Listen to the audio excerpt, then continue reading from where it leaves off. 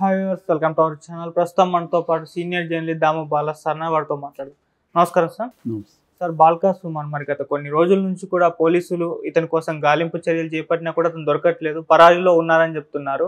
అయితే ఇప్పుడు ఇతనికి సంబంధించిన ఒక న్యూస్ బయటకు వచ్చింది సార్. అతని ఏంటంటే అతను నేపాల్లో ఉన్నాడు, దొరికాడు, తొందరలో తీసుకొస్తారు ఇక్కడికి, అరెస్ట్ చేసి అంటున్నారు. మరి దీంట్లో నిజం ఎంత ఉంది సార్? నిజమనేది తెలియదు, బట్ వార్త అయితే వైరల్ అవుతుంది.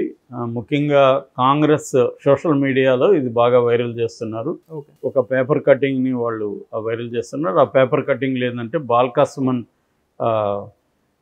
నేపాల్లో కాఠ్మండ్లో ఒక డాన్సింగ్ యాక్ అనే ఒక పబ్లో దొరికాడు అనేది చెప్తున్నారు. అతన్ని త్వరగానే తీసుకొచ్చి ఇక్కడ కోర్టుకు పెట్టి అరెస్ట్ చేసి జైల్లో పెడతారు, రిమాండ్కి పంపిస్తారని చెప్తున్నారు. ఎందుకంటే సీఎంకి చెప్పుది తీయించడం అనేది సీరియస్గానే పరిగణిస్తున్నారు. ఆల్రెడీ అతని మీద మంచిర్యాల పోలీస్ స్టేషన్లో కేసు నమోదైంది, వేరే చోట కూడా కేసులు పెట్టారని చెప్తున్నారు. ముఖ్యంగా మంచిర్యాల పోలీసులే ప్రధానంగా దీని మీద టీమ్గా ఫామ్ అయ్యి ఇతని ట్రాకింగ్ చేశారని చెప్తున్నారు. సెల్ ఫోన్లు కూడా 4-5 సిమ్ములు అతను మార్చాడని చెప్తున్నారు. సో ఇతను మధ్యప్రదేశ్ అంటే ఉత్తరప్రదేశ్ మీదుగా మధ్యప్రదేశ్ నుంచి నేపాల్ వెళ్ళాడు, కాఠ్మండ్కి వెళ్ళాడని చెప్తున్నారు. అంటే ఫ్లైట్లు ఇట్లాంటి దారులలో వెళ్తే ఈజీగా పట్టేస్తారని చెప్పి అతను ఈ మార్గం గుండా వెళ్ళాడని చెప్తున్నారు. ఎందుకంటే అప్పటి నుంచి కూడా ఇప్పటి వరకు బాల్కా సుమన్ మళ్ళీ ఎక్కడ కనబడలేదు. ఫస్ట్లో ఏమో అతను కేసీఆర్ నందినగర్ కేసీఆర్ ఇంటికి వెళ్ళాడు, అక్కడి నుంచి ఇక్కడ మన బంజారా హిల్స్ ఆఫీస్కి వెళ్ళాడు, బీఆర్ఎస్ ఆఫీస్కి. ఆ తర్వాత అప్పటి నుంచి కనబడట్లేదు అని చెప్తున్నారు. దాంతో అప్పటి నుంచి వాళ్ళు కొన్ని టీమ్స్ అతని మీద నిఘా పెట్టి ఎతుకుతున్నాయి. ఇప్పుడు నేపాల్లో దొరికాడు, ఈ క్లబ్లో, ఈ పబ్బు డాన్సింగ్ యాక్ అనే ఒక పబ్లో కనిపించాడు. సో అతన్ని పట్టుకున్నారు, ఇప్పుడు తీసుకురాబోతున్నారని చెప్తున్నారు. ఇది ఎంత నిజమనేది తెలీదు, బట్ సీరియస్గా రేవంత్ రెడ్డి ఉన్నట్టుగా తెలుస్తుంది. కానీ ఇటు కవిత కానీ వీళ్ళందరూ ఖండిస్తున్నారు. దళిత బిడ్డ మీద ఇలాంటి కేసులు పెడతారా, మీరు ఇలా అరెస్ట్ చేస్తారా అని వీళ్ళు అంటున్నారు. గతంలో రేవంత్ రెడ్డి ఇంతకంటే భయంకరమైన బూతులు మాట్లాడలేదా? పోలీసులను కూడా నగ్నంగా నిలబెడతానని ఒక్కొక్కరిని పచ్చి బూతులు తిట్టారు ఇతను. మొన్న కూడా కేసీఆర్ని రండా అని మాట్లాడాడు.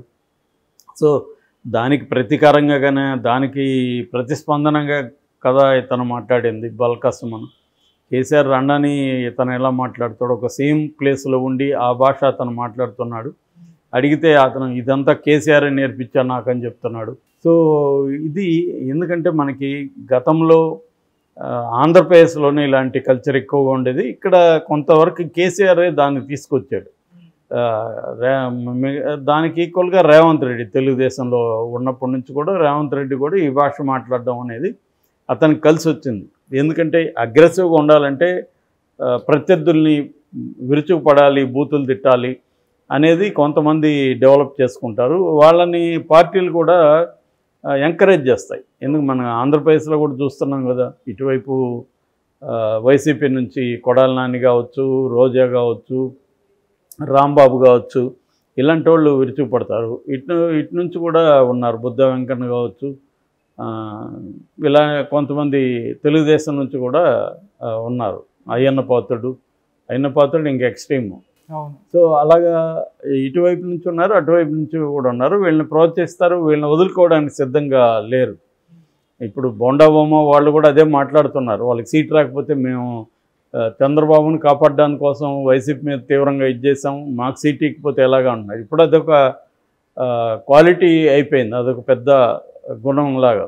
అంటే అదొక సాధించినట్టుగా వాళ్ళు ఎంతమంది ప్రత్యర్థుల్ని ఎంత బూతులు తిడితే అంత గ్రేట్ అన్నట్టు. అట్లాగే ఇప్పుడు కొడాలి నాని, రోజా అంటే మనకి ఇంకా వేరే విషయాలు, వాళ్ళు ఏమైనా డెవలప్ చేశారా నియోజకవర్గాల్లో, వాళ్ళు ఏమైనా ప్రజలకు ఏమన్నా చేశారా అనేది మనకు గుర్తురాదు.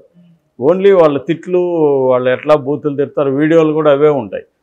రోజా ఇప్పుడు ఆమె ఫర్ ఎగ్జాంపుల్ పర్యాటక రంగం మంత్రి, పర్యాటక రంగానికి ఏం చేసిందనేది ఒక వీడియోలో కూడా మనకు కనబడదు. కానీ ఆమె ఎవరోని ఎలా తిట్టిందో బ్రహ్మాండంగా కనిపిస్తుంది. కొడాలి నాని అంతే, ఆయన ఉన్న గుడివాడ నియోజకవర్గానికి ఏం చేశాడో కనబడదు. కానీ ఆయన ఎట్లా ఎవరోని చంద్రబాబుని ఎట్లా తిట్టాడు, లోకేష్ నిలది, ఇవన్నీ ఎక్కువగా ఉంటాయి. సో ఇది బాగా కల్చర్ని పెంచి పోషిస్తున్నాయి, అన్ని పార్టీలు చేస్తున్నాయి. ఇక్కడ ఆ కల్చర్లో భాగంగా ఇతను కూడా అర్థం చేసుకోవాలి. బట్ ఇక్కడేమో అక్కడ కూడా జగన్ అదే పని చేసి కేసులు పెట్టిస్తున్నాడు.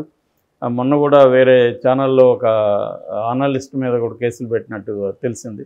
సో అక్కడ జగన్ తనకు అపోజిట్గా మాట్లాడే వాళ్ళకేమో ఫ్రీడమ్ లేదని చెప్తున్నాడు, తన వైపు నుంచేమో ఫ్రీడమ్ ఉంటుంది.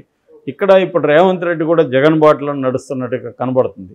అంటే ప్రత్యర్థులను వేధించడం, ప్రత్యర్థుల మీద కేసులు పెట్టడం, వాళ్ళు చేసిన డెవలప్మెంట్ యాక్టివిటీస్ అంతా కూడా తుడిచిపెట్టడానికి ట్రై చేయడం అనేది రేవంత్ రెడ్డి అజెండాగా క్లియర్గా ఉంది. ఆయన అసెంబ్లీలో కూడా అనౌన్స్ చేశాడు, వాళ్ళతోనే డైరెక్ట్గా చెప్పాడు బీఆర్ఎస్తో, మిమ్మల్ని కంప్లీట్గా తెలంగాణ దీన్ని తుడిచిపెట్టేస్తాను, మీది ఏది ఉండదు, ఆనవాళ్ళు లేకుండా చేస్తానని ఓపెన్గానే చెప్తున్నాడు. సో ఇది నిజానికి ప్రజాస్వామ్యంలో డేంజరస్ రాజకీయం. ఎందుకంటే ప్రత్యర్థుల్ని బతికించి ప్రత్యర్థులుగా ఉంచి పోరాటం చేయాలి. అది కేసీఆర్ కూడా చేయలేదు. కేసీఆర్ కూడా తనకు బలం ఉన్నప్పటికీ కూడా కాంగ్రెస్ అంతా కూడా తన వైపు లాగేసుకున్నాడు, తెలుగుదేశంలో ఉండే వాళ్ళని లాగేసుకున్నాడు, చివరికి సిపిఎంలను కూడా వదలలేదు. ఆ స్థాయిలో కేసీఆర్ కూడా అదే రాజకీయాలు చేశాడు. ఇప్పుడు కేసీఆర్కి రివర్సల్ అదే రాజకీయాల్ని రేవంత్ రెడ్డి గిఫ్ట్గా ఇస్తున్నాడు, రిటర్న్ గిఫ్ట్గా ఇస్తున్నాడు. సో అందుకని ఆయనకి బలం లేకపోయినా మూడవ క్యాండిడేట్కి రాజ్యసభలో కూడా రేవంత్ రెడ్డి నిలబెడుతున్నాడు. దాంతో బీఆర్ఎస్లో కూడా ఒక భయాందోళన అనేవి నెలకొన్నాయి. ఎందుకంటే ఇతను క్రాస్ ఓటింగ్ ఏమైనా చేయిస్తాడా ఏంటి అనేది. కొంతమంది ఆల్రెడీ ఎమ్మెల్యేలు టచ్లో ఉన్నారు. సో ఇక్కడ ఇప్పుడు ఇలాంటి రాజకీయాలు ఇక్కడ నడుస్తున్నాయి. ఆ కాంటెక్స్లో భాగంగా బాలకసుమన్ ముందు నుంచి కూడా అతనికి ఇలాగ మాట్లాడే ధోరణి ఉంది. రేవంత్ రెడ్డిని ఎదుర్కోవాలంటే ఇలాంటి వాళ్ళే ఉండాలని బీఆర్ఎస్ నుంచి కూడా బాలకసుమన్ లాంటి వాళ్ళని ఎంకరేజ్ చేశారు. ప్లస్ వాళ్ళకి దళిత్ కార్డు ఉంది, ఏదైనా అయితే దళితుల్ని ఇలా చేస్తారా, దళితుల మీద ఎంత అమానుషంగా ఉంటుందా అనేది దళితులను రెచ్చగొట్టడానికి కూడా ఉపయోగపడుతుంది. సో ఈ కాంటెక్స్లో బాలకసుమన్ ఇంకొక తిట్టడమే కాకుండా ఎక్స్ట్రీమ్కి వెళ్ళి చెప్పు తీసి కెమెరాకి చూపించి చెప్పుతో సీఎంని కొట్టాలని ఉంది, కానీ నాకు నా సంస్కారం అడ్డొస్తుంది అన్నాడు. అంటే చెప్పు చూపించడానికి అతని సంస్కారం అడ్డు రాలేదు, కొట్టడానికి మాత్రం అడ్డొస్తుంది అన్నాడు. సో ఆ స్థాయిలో మాట్లాడేసరికి అతని మీద సహజంగానే కాంగ్రెస్ పార్టీ సీరియస్గా తీసుకుంది. మరి అతన్ని ఇప్పుడు నిజంగానే అరెస్ట్ చేస్తారా, లేకపోతే బెయిల్కి ఏమైనా ఆల్రెడీ అప్లై చేస్తున్నాడని చెప్తున్నారు, ముందస్తు బెయిల్. ఒకవేళ ఈ యాంటిసిపేటరీ బెయిల్ వస్తే అతన్ని అరెస్ట్ చేసే పరిస్థితి ఉండదు. కానీ పట్టుకున్నారని చెప్తున్నారు. పట్టుకొని ఉంటే మాత్రం కోర్టుకు పెడతారు. కోర్టు సహజంగానే కింది కోర్టులో క్రిమినల్ కోర్టులు ఉంటాయి కదా, కింది కోర్టులో సహజంగానే పోలీసులు పెట్టినప్పుడు ఇలాంటి కేసుల్లో రిమాండ్కి ఇచ్చేస్తారు. మళ్ళీ బెయిల్ అప్లై చేసుకోవాలి. ఆ ప్రాసెస్ టైం పట్టే అవకాశం ఉంది. ఒకవేళ కింది కోర్టులో బెయిల్ ఇవ్వకపోతే హైకోర్టుకి వెళ్ళాలి. ఈ ప్రాసెస్ అంతా టైం పట్టే అవకాశం ఉంది. ఆ రకంగా తీసుకున్నప్పుడు బాలకసుమన్ ఖచ్చితంగా జైలుకి వెళ్ళే అవకాశాలు కనబడుతున్నాయి. ఇంకొక వెర్షన్ ఏంటంటే బాలకసుమన్ ఎంపీగా ట్రై చేస్తున్నాడు, అందుకనే అగ్రెసివ్ వెళ్ళాడు. తను ఈ మధ్యకాలంలో న్యూస్లో లేడు కాబట్టి ఇదే రైట్ టైము. రేవంత్ రెడ్డికి యాంటీగా ఎక్స్ట్రీమ్గా మనం తీసుకుంటే మొత్తం న్యూస్లో మనం ఉంటాం. సో ఆ రకంగా బీఆర్ఎస్ మనల్ని సపోర్ట్ చేయాల్సిన పరిస్థితి బీఆర్ఎస్కి ఏర్పడుతుంది నాయకత్వానికి. అప్పుడు మనకి సీట్ వచ్చే అవకాశం కూడా ఉంది అనేది బాలకసుమన్ ఆలోచనగా చెప్తున్నారు. ఎందుకంటే ఎమ్మెల్యేగా అతను ఓడిపోయాడు. సో ఇప్పుడు ఎంపీగా ట్రై చేస్తున్నాడు. ఖాళీగా రాజకీయ నిరుద్యోగం అనేది చాలా పెద్ద సమస్య. అందుకని వాళ్ళకి ఒకటి లేనప్పుడు ఇంకొక పదవి కోసం ట్రై చేస్తూ ఉంటారు. ఆ క్రమంలో బాలకసుమన్ తిట్టినట్టుగా చెబుతున్నారు. ఏదేమైనా మరి పట్టుకొని వస్తున్నారా లేకపోతే ఏంటనేది మనకి ఈరోజు రేపట్లో తెలిసిపోయే అవకాశం కనిపిస్తుంది.